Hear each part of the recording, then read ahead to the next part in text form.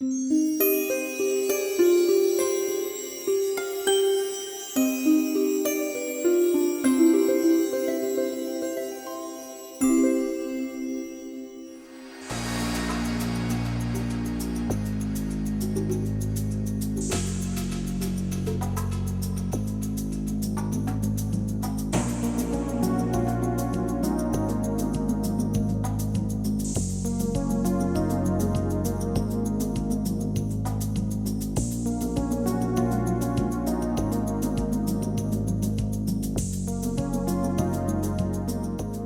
با آقای کرم‌رضایی و جمشید خیلی صمیمی بودیم. ما با هم یک فیلم بازی کردیم به نام شاخه‌های بید که آقای احمدجو کارگردانی و نویسندگی اون انجام داده بودن.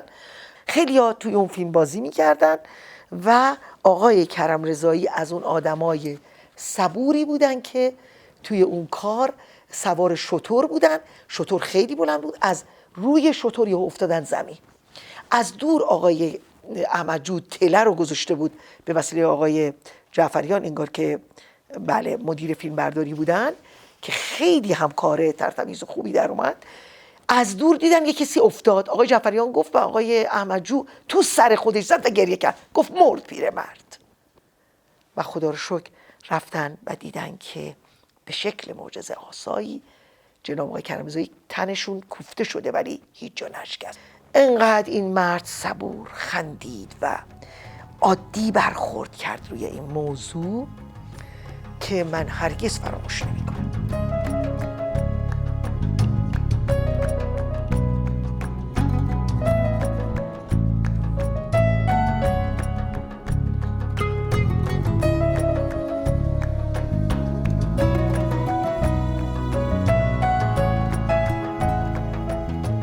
آقای الون شب حادثه که با ایشون کار کردم، اولین کاری بود که با ایشون داشتم. با آقای پرویز پورحسینی بود، خیلی با هم کل کل داشتیم. فیلمنامه رو که خوندم احساس کردم یه جور نقصایی که داره، منم که از اونجا که یه خورده مطالعات خودم رو بیشتر کرده بودم، دانشگاهمو تقریبا تموم نزدیک به تموم شدن بود و اینا، زیاد فکر میکردم اگه واقعا الان دیگه باید این فیلمنامه رو بخونم، دیگه پنبه کارگردان رو بزنم و بگم که تو این فیلمنامه این ایرادا داری، این شبیه فلان است، شبیه بیسار است. و یک قسمت که آقای پرویز پورحسینی آویزون میشه و زندگیش جلو چشمش میاد، من یاد فیلم مل بروکس افتاده بودم که میگفتم یارو یاد کودکیش میفته، خوابیده تو ننوز، مرد بزرگ پسونکم تو دهنشه و طولانی داره خاطرات رو همجور تعریف میکنه. آیا کسی که اینجا آویزونه میتونه همه این نمیدونم زندگیش هرچیش جلو چشش بیاد به این طولانی، این فاصله این وایسادن و افتادن خیلی کوتاهه. چندین صفحه مثلا متن رو میگرفتم که البته بیشترش هم با دوستم آقای رحمانیان میخوندیم، اونم میگفت که چه ایرادایی داره. بیشترش من یعنی اصلا اینجوری بودم که اگر فیلمنامه ها رو میگرفتم مشاوره نمیگرفتم بازی بکنم. خیلی میترسیدم، فکر کنم حالا تئاتری هم باید کارهای خوب بکنم، باید کارهای بکنم که قوی باشن و شب حادثه رو خیلی هنوز جرأتی کلکل نداشتم زیاد، ولی متن رو نوشتم بدون اینکه دعوا بکنیم. روی متن سناریو رو گفتم و دادم. یه ذره متوجه شد که خب حالا با یه آدم دیگه ای روبرو هست. خیلی توجه اونو جلب کردم به دلیل اینکه دقت دارم روی فیلمنامه یا کاری که میخوام انجام بدم. آقای هاشمی بعدش زیر بام‌های شهر رو با من کار کردن. زیر بام‌های شهر من میشدم صابخونه اسماعیل خانی که یه خونه رو بهشون اجاره دادم و در واقع میخوام که اون خونه رو تخلیه بکنن. بسیار اسماعیل خانی توی اون نقش درخشید که حتی اون زمان آقای انتظامی هم من هم جمشید رو کاندیدای نقش منو برای زن، ایشونو برای مرد، کاندیدای مکمل، و واقعا میتونم بگم که بازی درخشانی رو جمشید ارائه داد. اولین کاری که در واقع تو سینما دیده شد. مثل اینکه گورشونو گم کردن رفتن، موفق شدن، مردها رو کشیدن، درها رو بستن. مردی که اومده رو تیغه انگار قایم شدن. آهای مردی که بی حیا، خجالت بکش. رو دیوار مردم چی کار داری؟ برو پایین. کرم که هستی، درو چرا با نمی کنی ای کر؟ خونمه. دلم نمیخواد در باز کنم. برو پایین. برو. دیوار خونه داشتمه، دلم میخواد بشینم. به تو چه؟ دیوار خونه دادکته؟ الان حالیت میکنم. برو پایین. برو پایین. برو پایین. بابی همه میاردی نکبت. تو ایکت خوردی سیگی برو پایین. اونجا هم خیلی خاطرات خوبی دارم از همون کار. یه روزی اصغر هاشمی توی صحنه بودیم، من یه خونه داشتم که داشت مصادره میشد، آقای رفیجم فیلم بردار بودن. اسماعیل خانی اومد سر کار، میخواد بگه خانم مثلا ما هنوز خونه گیرمون نیومده که بلند شیم از اونجا، میدونم شماها پولدارین و میخواین ما رو از اونجا بیرون بکنین. میاد میبینه این زن خودش هم دچار مشکل اقتصادی هست، خونه‌ش رو دارن مصادره میکنن، هی شمدون و زندگی و فرش و یک دونه مالخر اومده داره اینا رو میبره از خونه بیرون. و من حالا با ناراحتی قنبرک زدم نشستم، عکس شوهرم مثلا بغل دستمه، باید اینو اینجوری بذارم و دمر گریه کنم. اسماعیل خانی پشت دوربین وایساده بود پلو آقای رفیجم، از اونجا بوس میفرستاد و قربون صدقه میرفت و من میخندیدم، باز خندم میافتاد. یعنی اونجا که باید حالا گریه کنم، حالا زندگیمو بردم شوهرم بغل دستم، حالا عکسش هست، با عکس مرده حرف زدم و میخوام حالا عکس رو بذارم رو سرم و گریه بکنم، سرم میبردم بالا، باز میدم بغل دوربین داره اذیت میکنه و دیگه اصغر هاشمی 2-3 بار خندیدن، دیدن اون داره این شوخی رو میکنه، گفت برو بیرون، اصلا نمیخوام الان فعلا اینجا بازی امروز صحنه تو رو نمیگیرم. گفت نه آقا تو رو خدای صحنه منو بگیرید. گفت که خب تو داری الان اذیت میکنی، کارو عقب میندازی، گوهر رو نخندون. خب گوهر نخند. گفتم حالا خود شما اینجا بشینید، ماچه بوسه های اینو چشم ابرو رو ببینی خندتون نمیگیره. به هر حال اون صحنه رو با این که من میخندیدم، آنچنان عکس رو دیدم و ناراحت شدم و گریه کردم، سرم آوردم بالا، اشک بود. گفتن وا تو اینجا چه غلطی میکنی؟ واقعا تو که داشتی الان میخندیدی. گفتم والا من به این نتیجه رسیدم، بارها پشت صحنه کارهای آدمای بزرگ رو دیدم. من اورسون ولز رو دیدم که داشت برای یه گروهی حرف میزد تو سالن و تجربه خودش رو با اونا شیر میکرد، یعنی تقسیم میکرد در واقع. بعد 3-4 تا پشت سرش مثل هیئت ژوری نشسته بودن، یهو برگشت به اونها و یک حرکت خیلی شوخی فان کرد با اونا، اونور و از این ور برگشت و گریه کرد و من گفتم خب پس بازیگری یعنی تو کلید تو بزنن روشن شی و بعد خاموش کنی خاموش بشی، الان بری تو حس گریه بکنی و بعد بیای بیرون. قرار نیست که به قول این استادمون گفت دزدمونا اگه قرار باشه که توسط اوتلو هر شب خفه بشه که خب مرده دیگه.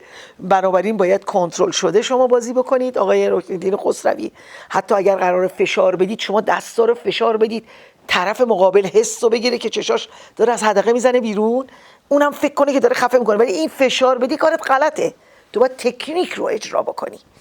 و خب اینا حاصل اینه که آدم اگر توی دانشگاه چیزی رو یاد میگیره و اتودهای حسی که تمرینهای حسی که هر روز توی کلاسش یاد میگیره که چگونه به غمها نزدیک بشه، بعد تصور بکنه یک داستان غم انگیز دوباره در یک اتود حسی دیگه در شادی، برای همین پس میتونه آدم هم حس شادی رو منتقل کنه و بعد از اون خیلی راحت از جلو دوربین بره کنار با دوستانش حرف بزنه.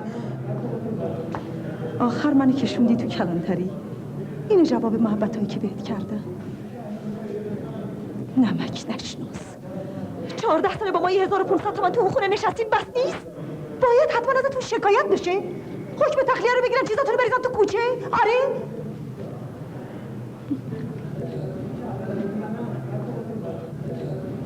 حتما باید زور بالا سرتون باشه. میدونم باید باهاتون چیکار کنم. چه خبره خانم؟ اینجا کلانتریه، بفرمایید. چشم. من با حسین پناهی با دو مرغابی در مه قرار بود در تئاترش بازی کنم، نتونستم. اسماعیل خانی رفت باهاش کار کرد، من با این مرد آشنا شدم. پیش ما میمد و میرفت، شعراشو میگفت، نقاشیهاشو برای من میآورد. یه روز به من گفت که میخوام بیبیونو کار کنم، تو یک نقشی میخوای بازی بکنی که خورشید رو کف دستت داری. چجوری؟ بعدها که رفتم براش بازی کردم و اتفاقاً این بیبیون بسیار بسیار جالب بود. این نقش، این زن آقای راسته که در اون زمان موهاشونو مثل یول برینر ایشونم از ته زدن، یه دروشکه رو میبره، این رو گفت میخوام بگم شوهرته وقتی این مرد دست زن دراز میکنه یک زرده تخم مرغ میذاره اینجا، اون نورپردازی کرده که انگار خورشید کف دستشه. و کسانی که توی در واقع اون سریال بودن همه حرف حسین رو گوش میدادن. آدم فکر میکرد که حسین هیچ وقت تمرکز نداره، از این شاخه به اون شاخه، خدایا این یه چیزی میگه بعد میگه نه توش پر از ایجازه. به دستمو به خاطر خواهی شما به شکستن دادم، بستمش به گردم و خوب شدم، اما دل اگه بشکنه چه جوری باید جوشش بدم؟ من البته کوتاه باش کار کردم، ولی آشپز باشی نقش همسر منو بازی کرد که به خانم تانیا جوهری 2 زن داشت تو اون کار. متنش همینطور اون میگفت، هیچ کس هم جلودارش نبود و من بداهه گفتن و اینکه بازیگر میتونه پیشنهادهای مکتوب خودش رو به عنوان کار بده. از اونجا فکر کردم خب اگه آدم بلده خب بیاد پیشنهادشو بده دیگه، شاید کارگردان بپذیره. و حسین این کارو میکرد. بسیار بسیار آدم عجیب غریبی بود. فیلم سایه خیالی که من باش بازی کردم اون دیگه بدتر، اون اصلا شاهکاری بود از کارهای حسین. اصلا همه چیز رو میگفت و عین شعر میگفت و میرفت جلو.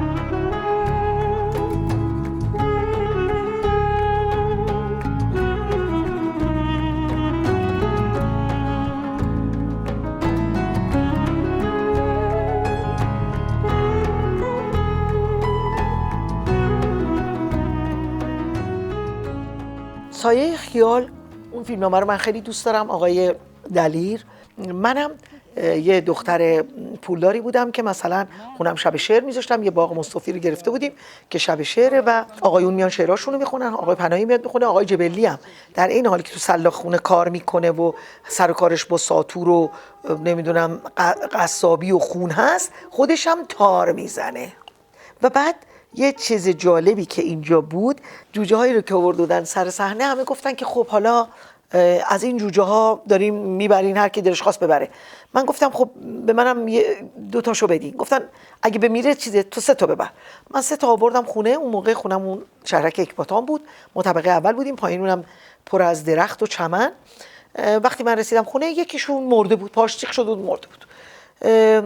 همونجا ما اسماعیل خانی این انداخت توی باغچه، گفت ابی نداره لای اون درختا این میشه مثل یک کود، اگرم مورچه و اینا باشه تو خونه جمع نمیشه، بذاریم بذاریم همون لای درخت. فردا صبح من بلند شدم خودش 3 تا جوجه تو خونه داره میدوه. گفتم مگه این نمرده بود یکیش؟ من 3 تا آوردم. دخترم آزاده یه جوجه رو میره از پایین ور میداره میاره میبره تو رخت خوابش، دلش میسوزه گریه میکنه و صبح خودش هم که بلند میشه میبینه جون گرفته، حالش خوبه. و این شاید از سرما مثلا هنوز نمرده بوده، لابد ما فکر کردیم مرده، گرما اینو نجات میده. خواهش میکنم من فقط این مهمونی رو به خاطر تو میدم. میدونی من واقعا وجدانم ناراحته، اصلا نمیدونم چی شد که توی آگاهی اسم این قلومی رو به زبون آوردن. زیر خاک بره این قلومی که با دل دزدیاش بچه مردم از کار میکنه. بیکار؟ جدی میگی؟ وای خدا، من اصلا خودمو نمیبرم. نوش خانم، من هیچ مشکلی ندارم. شما نباید اینجا می اومدین. من خیلی تئاترهای تلویزیونی داشتم که مهمترینش همین این شرح بی‌نهایت بود و سبز در پاییز. سبز در پاییز با آقای مشایخی بودم که آقای فرهودی، این تئاترم خیلی تئاتر زیبایی بود و این شرح بی‌نهایت قصه های از متون قدیم بود که خود اسماعیل خلج نوشته بود. من اونجا در واقع هر بار تو یک نقشی بودم. سریالی که بود شکل تئاترگونه داشت که آقای پرویز پورحسینی یک بار همسرم بودن، آقای کشاورز همسرم بودن، آقای در واقع هرمز هدایت همسرم بودن، خانم گلچهره سجادی. بسیار بازیگران خوبی توی اون کار بودن و بسیار هم کار خوبی اون زمان بود از جهت تلویزیون که کارهایی که انجام میشد تا حالا یک همچین متنهایی با بازیگران به این قوی شاید اون زمان غیر از حالا کارهای اساسی تاریخی انجام نشده بود. این باعث شد که من در یکی از این کارها که یک کیسه توهم، من زن یک قاضی هستم که یارو میاد پولاشو پهلو ما بذاره و قاضیه میخواد کمی در واقع از این پولها رو ببره، اسم این یک کیسه توهم آقای مهرجویی. این کار رو که دیدن منو انتخاب کردن برای فیلم بانو که یادشونم نبود که گفتم منو از کجا دید. گفت من یه سریال ازت دیدم، یه کیسه توهم، به جای توهم گفت توهم. گفتم این توهم؟ گفت ای چه جالب. منم اونجا زن در واقع یک قاضی بودم با پیرایش و آرایش بسیار خوب و قدیمی و زیبا تر از اون چیزی که آدم تصورشو میکنه. تو گیریم خانم مهین نویدی اولین بار بسیار خوب درست کرده بودن. حالا منو انتخاب کرده بود برای هاجر، زن باغبونی که صورتش هم سوخته، خیلی هم باید اکبری باشه.